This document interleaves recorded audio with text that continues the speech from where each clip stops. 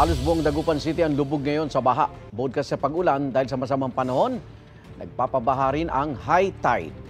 May unang balita live si CJ Torida ng GMA Regional TV. CJ. Igan, nandito tayo ngayon sa Barangay Tapuac, isa sa mga lugar na binabaha sa Dagupan City.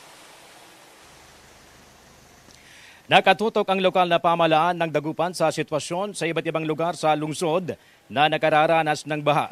Ayon sa CDRRMO, halos lahat ng barangay ang nakararanas ng pagbaha.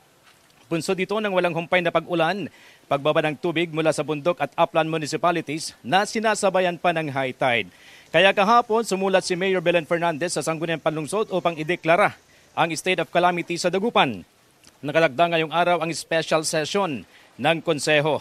Oras na ideklara ang state of calamity, magagamit na ang emergency resources ng LGU upang tugunan ang mga pangangailangan ng mga apektado ng kalamidad. Kahapon may mga pamilyang inilikas sa Dagupan City People's Astrodome mula sa barangay Lasib Grande at Pugot Chico. May mga evacuee rin mula sa iba pang barangay.